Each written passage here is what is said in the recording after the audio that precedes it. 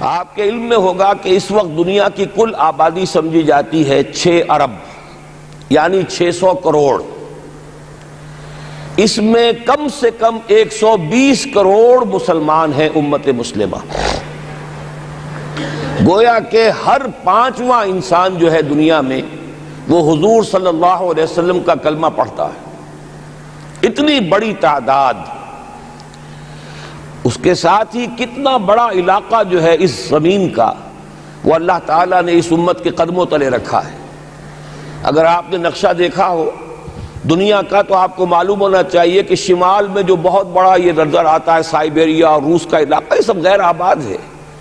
اس طرح شمالی امریکہ میں بھی کینیڈا سے اوپر بڑے بڑے آپ کو بر اعظم سے نظر آئیں گے، سب غیر آباد ہیں. جو آباد علاقہ ہے دنیا کا اور جو زرخیز علاقہ ہے دنیا کا، اس کا کتنا بڑا حصہ ہے کہ جو امت محمد صلی اللہ علیہ وسلم کے قدموں تلے. انڈونیشیا ملائیشیا سے چلے آئیے، اس کے بعد مسلسل چاہے کہیں مسلمان اقلیت میں تھوڑے بہت ہیں، لیکن پھر بنگلہ دیش آتا ہے، بڑی عظیم اکثریت کا ملک ہے. پھر بھارت میں اگرچہ اقلیت میں ہے لیکن 20 کروڑ مسلمان بھارت میں اس وقت ہے. پھر جو پاکستان سے شروع ہوا سلسلہ، افغانستان، ایران، چلتے جائیے ادھر ترکستان، چینی ترکستان، روسی ترکستان، پھر آگے چلیے عالم عرب، افریقہ کا پورا شمالی علاقہ، افریقہ کا تقریباً سارا وسطی علاقہ. یہ سب کیا ہے؟ کتنا بڑا رقبہ ہے. اور ہر طرح کی نعمت اللہ نے دی ہے. اس میں نباتات بھی ہیں، اس میں معدنیات بھی ہیں، اور سب سے بڑھ کر آج کی دنیا میں جو اہم ترین شے ہے کہ پیٹرول جو ہے، تیل جو ہے، اس کے سب سے بڑے ذخائر وہ ہیں کہ جو مسلمانوں کے قدمے تلے. اتنی تعداد میں ہونے کے باوجود، اتنے وسائل کے پر بظاہر قابض ہونے کے باوجود، سوال یہ ہے کہ کیا آج دنیا میں امت مسلمہ کو عزت حاصل ہے یا یہ ذلیل ہے؟ اسے غلبہ حاصل ہے یا مغلوب ہے؟ اسے کوئی دنیا میں وقار حاصل ہے یا یہ بالکل بے وقار ہو کر رہ گئی؟ یہ بات ہے جو ہمارے سمجھنے کی ہے. آج کیوں ذلیل کہ کل تک نہ تھی پسند، گستاخی فرشتہ ہماری جناب میں. اس وقت صورت یہ ہو چکی ہے، آپ کو معلوم ہے کہ ہر جگہ پر پسماندگی کا نشان مسلمان ہیں. ہمارے سارے وسائل پر دوسروں کا قبضہ ہے. ایک ہی شے رہ گئی تھی تیل، خلیج کا تیل، اس پر بھی آ کر امریکہ کی فوجیں ان کے سر پر بیٹھ گئی ہیں. سارا کا سارا تیل اب ان کے قبضے میں ہے. ادھر خلیج کے دہانے کے دونوں طرف وہ اپنے مورچے بنا رہے ہیں تاکہ یہاں کسی کا داخلہ نہ ہو سکے. بڑے بڑے جتنے لوگ ہمارے ہیں ان سب کی دولت ان کے پاس ہے. کہنے کو تو سلطان اور برونائی دنیا کا امیر ترین آدمی ہے، لیکن دولت ہے کہاں اس کی؟ انویسٹڈ تو وہی ہے، اسی کے بینکوں میں ہے، انہی کی کمپنیوں میں ہے. کسی کے پاس کچھ نہیں ہے. سعودی عرب کے کوئی ڈالرز ہیں تو کہاں ہیں؟ جیسے شہنشاہ ایران کا جو اثاثہ تھا، سرمایہ تھا، جو سارا کا سارا انہوں نے جو ہے وہ فریز کر لیا. تو یہ دولت تو ساری وہی ہے. کہنے کو ہے کہ آپ کے اکاؤنٹ میں اتنا روپیہ ہے، لیکن سوال یہ ہے کہ وہ اکاؤنٹ فی الواقع کس کے قبضے میں ہے؟ پھر آپ کو معلوم ہے کس طریقے سے مسلمانوں کے ساتھ سلوک ہو رہا ہے. ہر جگہ پر جہاں چاہیں، جس طرح چاہیں انہیں ستا لیں. اور ان میں بھی سب سے بڑھ کر جو بات میں آپ سے کہوں گا، آج دنیا میں جتنے بڑے پیمانے پر محمد عربی صلی اللہ علیہ وسلم کی توہین و تذلیل ہوئی ہے، پوری انسانی تاریخ میں نہیں ہوئی. رشدی نے کتاب لکھی، بدترین حملے کیے. کیا رنگیلا رسول کتاب تھی جو لکھی تھی کسی ہندو نے، جس کو کہ ایک مسلمان نے پھر خنجر گھونپ کر اور ہلاک کر دیا تھا. وہ تو کچھ بھی نہیں تھی. اس کتاب کو رنگیلا رسول کو 100 سے ضرب دیجئے تو یہ کتاب بنتی ہے سیٹنک ورسز، اور وہ ملینز نہیں بلینز کی تعداد میں شائع ہوئی. اس کے خلاف احتجاج اگر کسی نے کیا ہے تو ان کے اوپر جوتے پڑے ہیں، ان پر ڈنڈے پڑے ہیں. پوری مغربی دنیا اس کے پیچھے آ گئی ہے، سپورٹ کیا ہے. لے دے کے ایک ملک نکلا ایران، اس نے کم سے کم یہ کہ اس کے قتل کا فتویٰ تو دیا، لیکن کیا کرے، قتل کرنے کی تو نوبت نہیں آئی. پورا عالم عیسائیت اس کی پشت بنا ہے، اس کی مدد کر رہا ہے.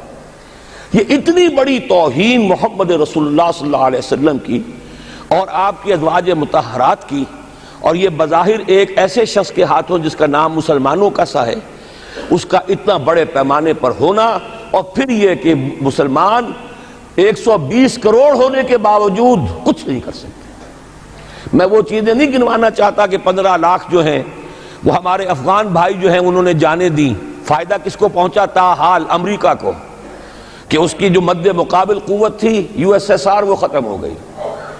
اسی طریقے سے جو کچھ کشمیر میں ہو رہا ہے، ہماری بے ہمیتی، بے غیرتی کا عالم یہ ہے، ہم کچھ اندر خانے تھوڑی بہت کو مدد کر کے سمجھتے ہیں کہ ہم نے فرض ادا کر دیا، جبکہ فرض تو یہ ہونا چاہیے تھا کہ ہم براہ راست اعلان کرتے اور انڈیا کو الٹیمیٹم دیتے کہ سٹاپ دس بزنس، یا یہ کہ پھر ہم سے جنگ ہے۔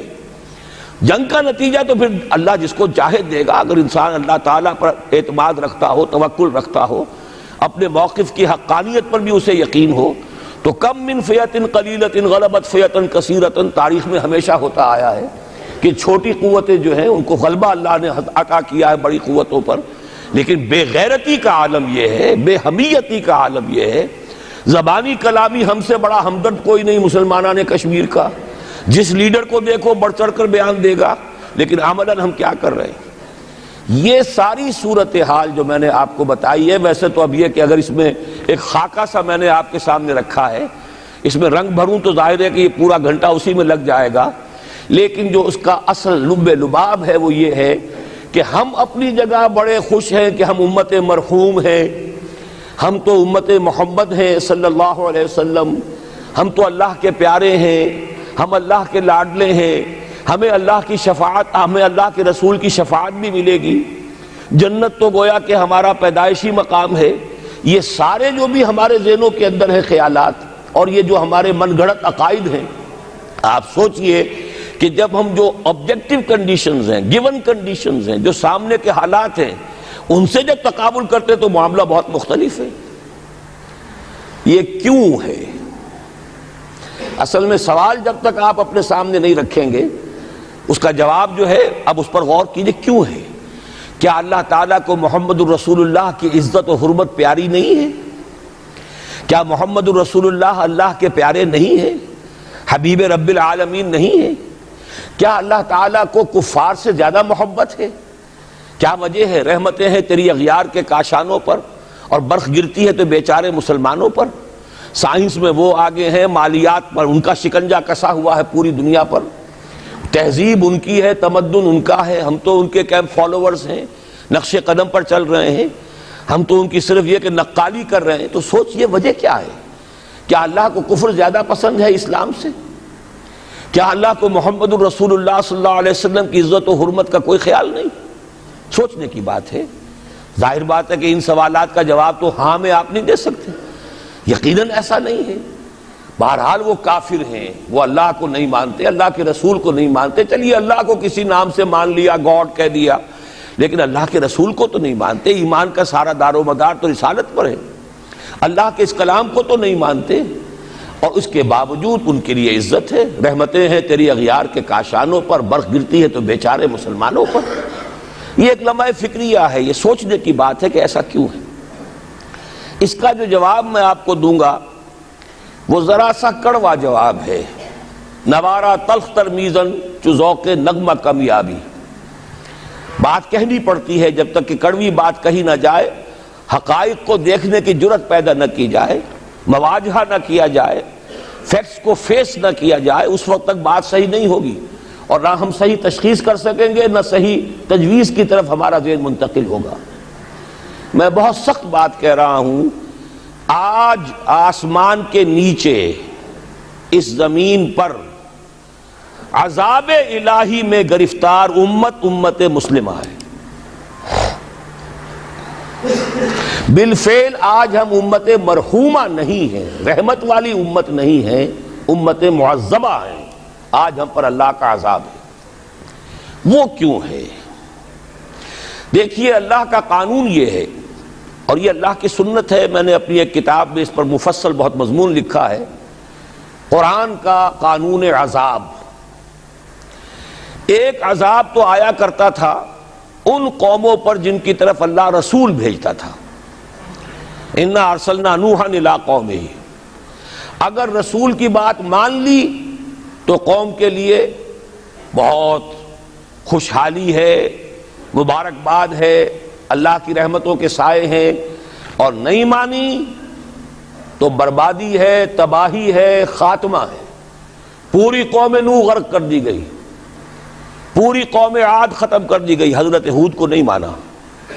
پوری قوم سمود ختم کر دی گئی، حضرت صالح کو نہیں مانا۔ عمورہ اور صدوم کی بستیاں ختم کر دی گئی، حضرت لوط کو نہیں مانا۔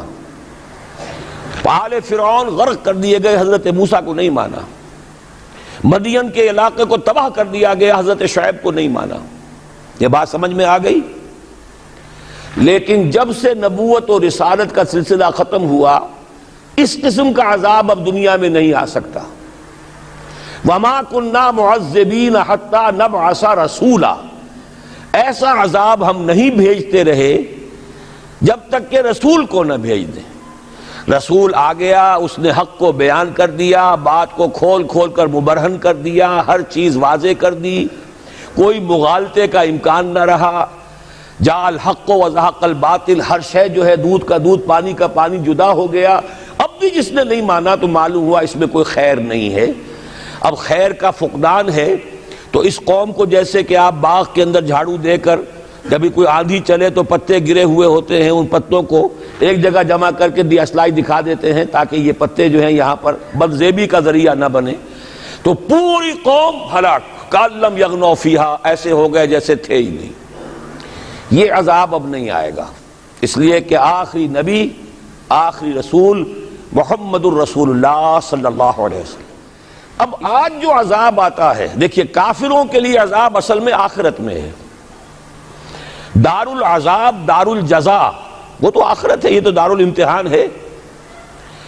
اب جو عذاب آتا ہے وہ اس قوم پر جو ہو تو حامل کتاب الہی، شریعت خداوندی کی کسٹوڈین، اللہ کے رسول کی نام لیوا، اس کے ساتھ عشق کا دعویٰ کرنے والی، عمل اس کے برعکس ہو۔ حالانکہ اللہ نے اگر اسے وہ مقام دیا، اللہ نے اس کی طرف رسول بھیجا اور اسے رسول کے امتی بننے کا شرف عطا کیا، اسے اپنا کلام دیا، کتاب دی، اسے اپنی شریعت دی، تو کس لیے دی؟ تاکہ اس پر خود بھی عمل کریں، اسے دوسروں تک بھی پہنچائیں۔ وہ گویا کہ اس روئے ارضی پر وہ امت، وہ قوم اللہ کی نمائندہ قوم ہوتی ہے، ریپرزنٹیٹو ہوتی ہے۔ اے انسانوں، ہمارے پاس ہے تمہارے خالق اور مالک اور پروردگار کا قانون، ہمارے پاس ہے اس کی ہدایت، ہمارے پاس ہے اس کی کتاب، ہمارے پاس ہے اس کے رسول کا اسوہ۔ آؤ ہماری طرف، ہمیں جانچو، ہمیں پرکھو، ہمیں دیکھو، ہم واقعتاً اسی کتاب کے مطابق چل رہے ہیں نا؟ دیکھ لو ہم جو کہتے ہیں وہی کرتے ہیں نا؟ وہی بات تو نہیں ہے کہ لما تقولون ما لا تفعلون، کبر مقتا عند اللہ ان تقولوا ما لا تفعلون۔ آؤ دیکھو ہم نے اس کتاب کے مطابق، اللہ کی ہدایت کے مطابق کیسا اچھا معاشرہ بنایا ہے، کیسا انصاف ہے، کیسا امن ہے، کیسا بھائی چارہ ہے، کیسی اخوت ہے۔ آؤ دیکھو ہمارے ہاں تقسیم دولت کا نظام کتنا صحیح ہے۔ ایسا نہیں ہے کہ کوئی جو ہے اسے دولت کی بدہضمی ہو رہی ہو اور کوئی وہ ہے کہ جو بھوکا مر رہا ہو، ایسا نہیں ہے۔ دیکھو ہمارے ہاں انسانی شرافت، انسانی عزت، انسانی پریسٹیج اور انسانی حقوق بہتر سے بہتر شکل میں موجود ہیں، حریت ہے، آزادی اظہار رائے ہے، سب کچھ ہے۔ یہ کام اگر وہ امت کرے تو اس سے زیادہ خوش نصیب کوئی نہیں۔ پھر دنیا میں اس کو غلبہ ہوگا، دنیا کی خلافت اس کو دی جائے گی، دنیا کی امامت اس کو دی جائے گی، دنیا کی قیادت اس کو دی جائے گی۔ جیسے کبھی اقبال نے کہا تھا کہ سبق پھر پڑھ شجاعت کا، عدالت کا، صداقت کا، لیا جائے گا تجھ سے کام دنیا کی امامت کا۔ لیکن پھر وہی سبق پڑھنا پڑے گا جو صحابہ کرام نے پڑھا تھا۔ جب صحابہ کرام نے وہ سبق پڑھا تھا تو دنیا کی امامت اللہ نے ان کو عطا کی تھی کہ نہیں کی تھی؟ اگر تو اس کے مطابق عمل ہے تو ان سے زیادہ اللہ کو محبوب کوئی نہیں، اور اگر طرز عمل برعکس ہو جائے، کہیں کچھ اور کریں کچھ اور، کہیں یہ کہ قرآن پر ہمارا ایمان ہے اور اس کے قانون کو نافذ نہ کریں، کہیں یہ کہ ہماری تو محبوب ترین شخصیت محمد ہیں اور ان کی سنت کے اوپر عمل نہ کریں صلی اللہ علیہ وسلم. قرآن نے جس شے کو حرام کیا ہے اس کا استعمال کر رہے ہوں. اگر طرز عمل یہ ہو اور یہ طرز عمل اس حد کو پہنچ جائے کہ دنیا تانے دے یہ مسلمان کہاں اسلام دنیا میں ہمیں دکھاؤ, کہاں اسلام؟ یہ مسلمان کیا اسلام پر کاربند ہیں؟ جارج برنارڈ شاہ نے کہا تھا کہ میں جب قرآن پڑھتا ہوں تو محسوس کرتا ہوں اس سے بہتر کتاب کوئی ممکن نہیں, لیکن جب مسلمانوں کو دیکھتا ہوں تو محسوس کرتا ہوں ان سے زیادہ ذلیل قوم دنیا میں کوئی نہیں. یہ کنٹراسٹ ہے جو ہم اپنے وجود سے پیش کر رہے ہیں. کیا اس کی وجہ سے لوگ اسلام کی طرف راغب ہوں گے یا اسلام سے متنفر ہوں گے؟ کیا ہمارا منہ ہوتا ہے ہم باہر جاتے ہیں؟ اسی لیے ہم تو تبلیغ, میں تو کم سے کم وہاں جا کر جو مسلمان کھوئی ہوئی بھیڑیں ہیں امت محمد صلی اللہ علیہ وسلم کی, انہی کو ریکلیم کرنے کی کوشش کرتا ہوں. جیسے کہ حضرت مسیح نے کہا تھا میں تو بنی اسرائیل کے گھرانے کی کھوئی ہوئی بھیڑوں کی تلاش میں آیا ہوں. میرا منہ نہیں ہے کہ میں وہاں کسی امریکن سے بات کروں. وہ یہ کہے گا تم اپنا گھر تو سنوارو, فزیشین ہیل تھائی سیلف. تم ایک چھوٹا سا ملک نہیں چلا سکتے, تم نے اس کا بیڑا غرق کر کے رکھ دیا ہے. تم نے اسے کورٹ آف وارڈ بنوا دیا ہے IMF کا. ہاں یہاں تو گھڑی گھڑی جو ہے قرقمین آتے ہیں IMF کے اور ورلڈ بینک کے قرقی کرنے کے لیے. ہر روز ایک نئی قرقی ہو رہی ہے, ہر روز جو ہے آج پھر گاڑیوں کا کرایہ بڑھ رہا ہے, بجلی کا کرایہ قرقی ہو رہی ہے. عوام کے اندر جو بھی رہا رہ گیا اسے بھی چوسنے کا اور کشید کرنے کے لیے. ایک حکومت کو گرا دو وہ تو بدنام کر دی گئی, دوسری حکومت لے آؤ اس کے ہاتھوں کچھ کام کروا لو, وہ بدنام ہو جائیں گے تو ان کو بھی ہٹا دینا. ان کا کیا کھیل ہے؟ یہ کھیل کھیلتے رہیں گے اور اس میں یہ ہے کہ اپنی قرقیاں کرتے چلے جاؤ. یہ حال اب کیا میرا منہ ہے کہ میں جا کر وہاں بات کروں؟ تم اپنے گھر کو دیکھو, تم اپنے ملک کو دیکھو. ایک وہ ہے جنہیں تصویر بنا آتی ہے, ایک تم ہو کہ لیا اپنی بھی صورت کو بگاڑ. ایک ہی ساتھ تم آزاد ہوئے تھے, ہندو بھی تھے کہ نہیں تھے. انہوں نے اس ملک کو بنایا ہے, اپنی معیشت کو, اپنی اکانومی کو اپنی بنیادوں پر, اپنے پاؤں پر, اپنے پیروں پر کھڑا کیا ہے. آج جو ہے وہ ایک منی سپر پاور بن چکا ہے, اور وہ کہ ڈرتا تھا پاکستان دو طرف سے ہمیں جو ہے قابو میں کر لے گا. پہلے تقریباً 20 برس جو ہیں ہندوستان کے, بھارت کے کانپتے ہوئے گزرے ہیں پاکستان سے. اب 30 برس سے جو صورتحال ہے وہ آپ کو معلوم ہے. تو صورت یہ ہے کہ جب کوئی قوم جو امت مسلمہ ہو یہ طرز عمل اختیار کرتی ہے تو عذاب اس پر آتا ہے. بڑی کڑوی بات ہے. آج عذاب کفار پر نہیں آ رہا, وہ تو اللہ تعالیٰ ان سے آخرت میں نبٹ لے گا, اور آخرت تو ہے ہمیشہ کی, بڑا سو عذاب تو وہی کا ہے. وَلَعَذَابُ الْآخِرَةِ أَكْبَرُ لَوْ كَانُوا يَعْلَمُونَ. دنیا میں کفار پر عذاب آتا تھا جب کوئی رسول بھیج دیا جائے, اب رسول آئے گا نہیں, لیکن اب دنیا میں جو عذاب آتا ہے وہ مسلمان امت پر آتا ہے.